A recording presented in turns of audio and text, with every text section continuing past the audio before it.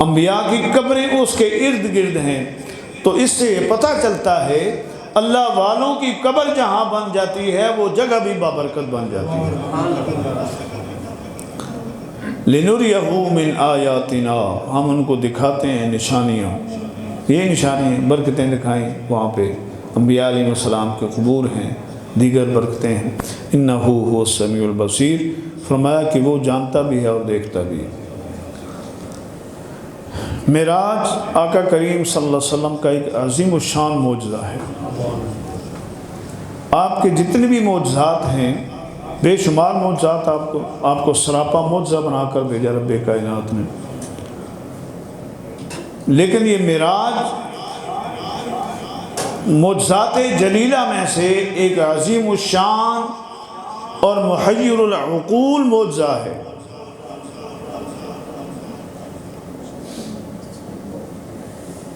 معجزہ تو ہوتا ہی وہ ہے نا جو عقل جس کو تسلیم ہی نہ کرے، یہ محیر العقول معجزہ ہے، اور حضور آقا کریم صلی اللہ علیہ وسلم کے خصائص کبریٰ میں شامل ہوتا ہے۔ اب خصائص کبریٰ کیا ہے؟ خصائص کبریٰ کہ رب کائنات نے تمام انبیاء علیہ السلام کے معجزات اپنے محبوب کی ذات بابرکات میں جمع فرما دیے۔ جو ایک ایک معجزہ کسی نبی کو عطا فرمایا، موسیٰ علیہ السلام کو معجزہ عطا فرمایا، عیسیٰ علیہ السلام، آدم علیہ السلام، ابراہیم، اسماعیل، جتنے بھی انبیاء مرسلین ہیں ان سب کے معجزات کو ایک ذات مصطفیٰ میں جمع فرما دیا۔ اور اس کے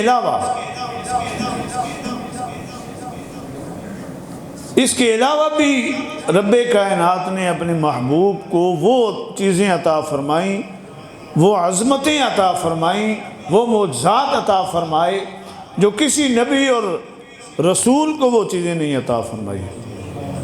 وہ صرف خاصہ ہے آقا کریم صلی اللہ علیہ وسلم کی ذات کا۔ اور انہی معجزات میں سے ایک معجزہ ہے نبوت، معجزہ نبوت جو ہے وہ معراج کا معجزہ ہے کہ یہ سرفراز ہوئے تو آقا کریم علیہ السلام کی ذات کو یہ شرف عطا ہوا کہ رب نے آپ کو اپنے عرش پر بلایا۔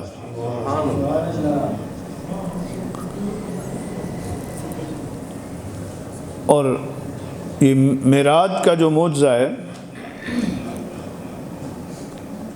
یہ دور صحابہ سے لے کر آج تک اہل ایمان کا اس پر اتفاق رہا ہے۔ کفار اور ملحدین کے سوا کسی نے بھی اس کا انکار نہیں کیا۔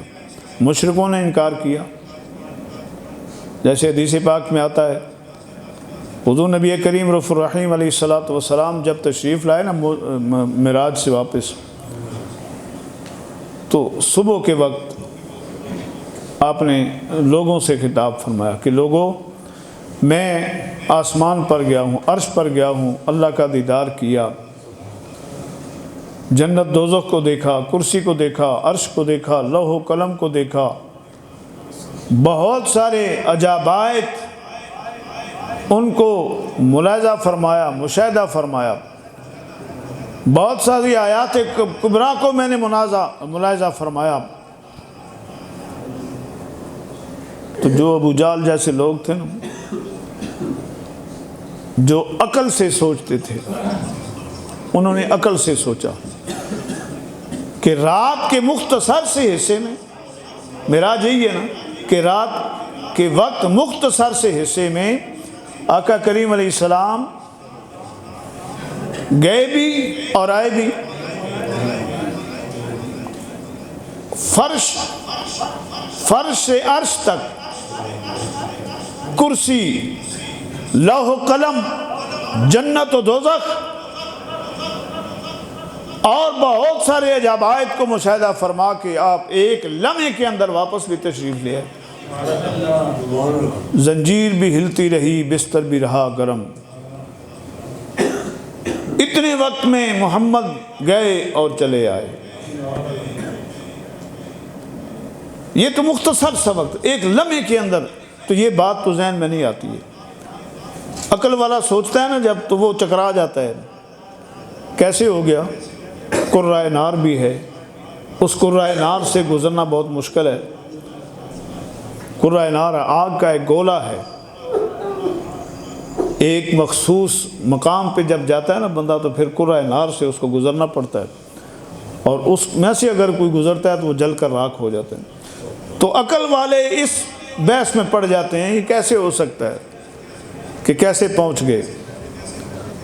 لیکن جو محبت والے ہیں نا، وہ اس بحث میں نہیں پڑتے۔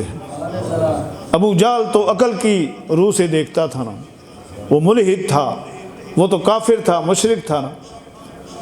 وہ دوڑا ہوا گیا ابو بکر کے پاس، اے ابو بکر، آج تیرے یار نے پتہ ہے کیا کہا ہے؟ تیرے دوست نے آج ایک نئی بات کی ہے۔ کیا بات کی ہے؟ کہ میں رات کے مختصر سے وقت میں عرش پر گیا ہوں، میں نے جنت دوزخ کو دیکھا، لوح و قلم کو دیکھا، رب کا دیدار کیا، عرش اور کرسی کو دیکھا، میں نے سب کچھ دیکھا، اور بستر گرم تھا تو میں واپس آ گیا، کنڈی بھی ہل رہی تھی، میں واپس آ گیا۔ یہ اس نے طنز کے ساتھ بات کی۔ تو وہ پھر آگے عشق و محبت کے علم بردار تھے۔ وَسَيُجَنَّبُهَا الْأَتْقَى، وہ جو تقوی میں سب سے اعلیٰ تھا نا، جس کی شان رب نے قرآن میں بیان فرمائی، تو انہوں نے فرمایا کیا یہ میرے محبوب نے فرمایا؟ کہنے لگا ہاں، یہ جو تیرے دوست ہیں نا محمد، یہ انہوں نے فرمایا کہا ہے۔ تو سیدنا ابو بکر نے فرمایا اگر میرے محبوب نے فرمایا ہے تو آمنا وصدقنا، پھر میں اس پر ایمان بھی لاتا ہوں اور اس کی تصدیق بھی کرتا ہوں، کہ کیونکہ میرے محبوب نے جو فرما دیا ہے، میرے آقا نے جو فرما دیا ہے، تو بات جو زبان مصطفیٰ سے نکلتی ہے وہ کبھی جھوٹ تو ہو ہی نہیں سکتی۔ عبداللہ بن سلام یہودیوں کو جو سردار تھا نا، عالم تھا، انہوں نے جب دیکھا نا حضور آقا کریم صلی اللہ علیہ وسلم کو، پردے کے پیچھے چھپ کر دیکھا، تو جب نظر پڑی چہرہ مصطفیٰ پہ تو بے اختیار ان کی زبان سے یہ نکلا، اللہ کی قسم یہ چہرہ کبھی جھوٹ بالنے والا ہو ہی نہیں سکتا، یہ کسی جھوٹے کا چہرہ ہو ہی نہیں سکتا۔ فوراً کلمہ پڑھا، اشہدو ان لا الہ الا اللہ واشہدو ان محمد عبدہ ورسولہ۔ تو سیدنا ابو بکر صدیق رضی اللہ عنہ نے برجستہ جواب دیا کہ یہ میرے محبوب نے فرمایا تو سچ کہا ہے، میں اس پر ایمان لاتا ہوں۔ اور ادھر یہ بات ہوئی تو ادھر رب کائنات نے جبریل کو بھیجا محبوب کریم کے پاس، میرے محبوب تیرے یار نے تیرے اس معجزے کی تصدیق کی ہے، آج سے ہم اس کو صدیق کا لقب عطا کر دیتے ہیں۔ صدیق کا لقب عطا فرما دیا۔ اور پھر مشرکین نے حضور سے پوچھا نا، اچھا جی آپ گئے تھے تو ذرا بتائیں، کوئی نشانیاں تو بتائیں، مسجد اقصیٰ کی نشانی بتائیں۔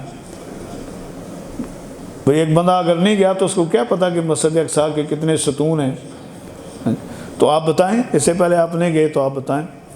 تو رب کائنات نے مسجد اقصیٰ کا نقشہ سامنے فرما دیا، آپ نے بتایا، اور پھر فرمایا کہ جب میں واپس آ رہا تھا تو قریش کا ایک قافلہ وہاں سے گزر رہا تھا، ایک مقام سے گزر رہا تھا، تو جب میری سواری، میرا براق ان کے قریب، اونٹوں کے قریب سے گزرا تو ان کے اونٹ بلکنے لگے، اچھلنے لگے، اور ان میں سے ایک اونٹ ایسا تھا جس پر دو چادریں پڑی ہوئی تھیں، ایک سیاہ چادر تھی اور ایک سفید چادر تھی۔ یہ نشانی ہے۔